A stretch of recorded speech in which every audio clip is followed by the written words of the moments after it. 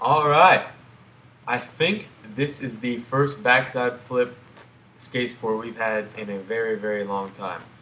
But right now it looks like you're showing us your basics, and boom, you just crushed Skateboarding Made Simple, Volume 1. That is good. So you have all your basics down, and boom, another kickflip, that's good. Pretty good. And alright, so you got your kickflips down pretty consistently as I can see. From what I can tell, you have no problem doing a kickflip. Oh yeah, see, you got it down. Boom. Let's see. Another kickflip. Okay. One thing I would say is that for a backside flip, you're heavily relying on a really popped kickflip, and if you do kickflips without popping it, it might be a little difficult. Like you're popping it, but you might want to start practicing like leveling out your kickflips a little bit and getting them a little higher, because that's just going to make it easier in the long run to do backside flips. So let's check out these attempts real quick.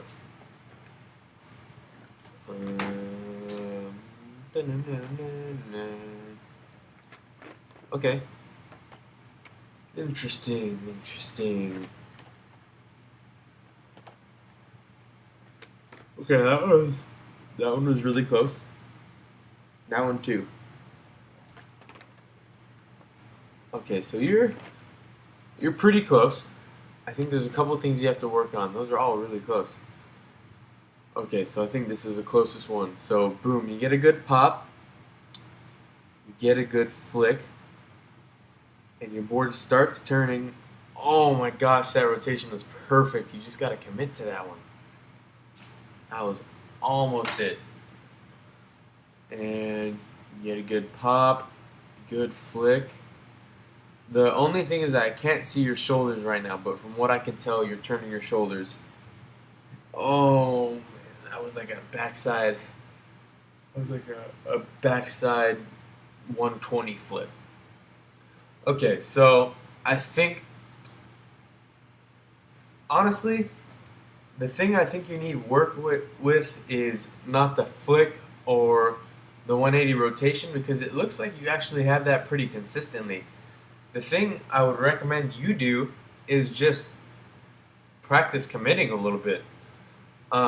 It looks like when you do your trick, when you try your backside flip, you're kind of just you're flicking it and then you're just letting it go, and then you're putting your feet down on the ground really quickly. And that's what I noticed on all your attempts, except for the ones that you got really close to landing.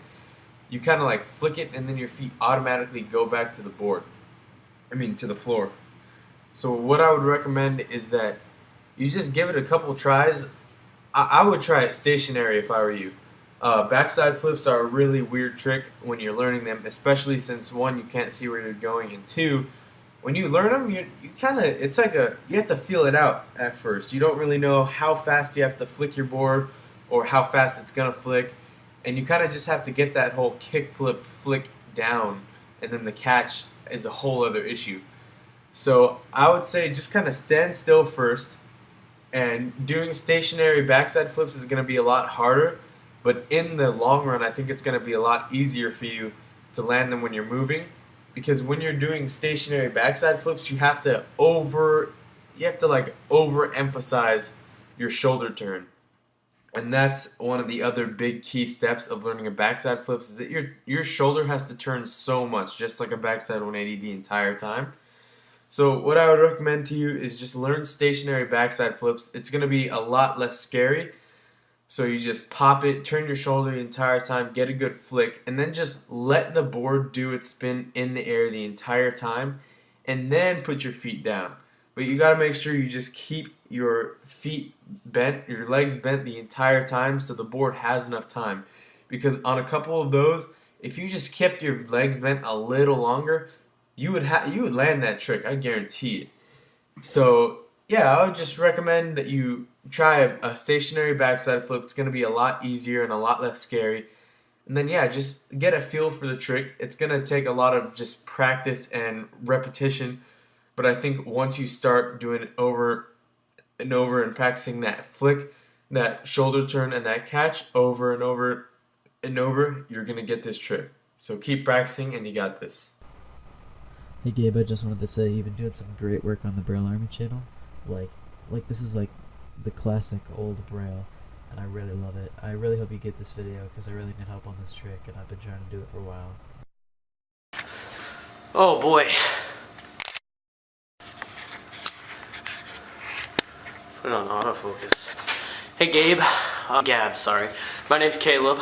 I'm having a little trouble with my tray flips. I got pretty much every trick, like, until the tray flip down. Some of them need a little work, like a front shove. But like, I think I should do tray flip before 360 shove it, because I feel like it would just work easier and be easier to get. I don't know. But hope you can help me. Thanks. Here's my tricks previously before the tray flip. It might be a little out of focus, sorry about that, but my grip tape is really wet because it's snowing outside and I have to do this in my garage. So hopefully I can land most of the tricks. I'm gonna have to make an exception for nollie and fakie. I know a few nollie, I know quite a bit fakie, but I can't do them because then I have to roll and this garage isn't the biggest, so.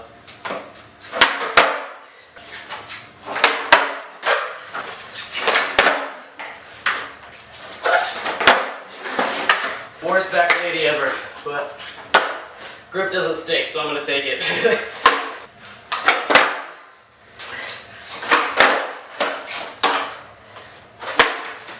Good enough. Grip is not sticky, I'll take it. That's alright, I guess I'll take it. Kickflip first try.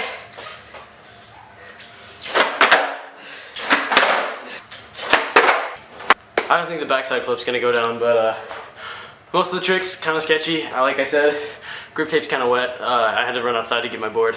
So I guess I'll show you my feet positioning for the tray flip. Okay, so my front foot. Usually have that about right here. I don't know if you can see this, honestly. My back foot, keep it like that, perked on the tail. So I'll spin around, then I can flick, and it does the tray flip motion. So we're gonna see what types of tray flips look like. And sometimes I can get this, like usually when I get it, it's kind of oddly first try, and I don't really know how that works. Alright, well thank you very much for the kind words. I think this is the first skate sport ever sent in personally to me, so that actually means a lot, so thank you very much for that. And second, let's check out these tray flips. So we got the slow-mo here. You get a really good scoop. Your scoop is awesome. And then your flip, dude, you got that. That was it. And then, okay, there's some more. Again, your scoop is great. I don't think you have to work on anything with your scoop at all. I think it's just landing it is the thing. That one was really close too. Your front foot just came off the board a little bit. So from what I can see with your tray flips, your scoop is literally perfect. You got that whole mentality down where the scoop is the most important part. Every single time you have to scoop that board as hard as you can.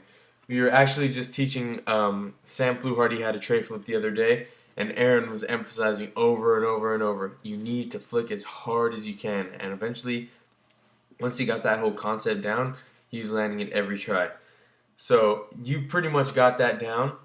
And I also like your flick too. There were a couple ones where the board kind of flicked a little weird, but once you keep practicing and like just, I would recommend just trying to land the tray flip with one foot. And I know it kind of sounds counterproductive at first, but you have your scoop so well that all you really have to learn right now is the flick. And it looks like you're like 75% there. You just have to do a couple more like practice things just to make sure you get the mechanics of the flick down. So I'd recommend you do that. But basically, I mean, yeah, you're really close to this trick. Those slow-mo clips I showed you, you basically almost landed it.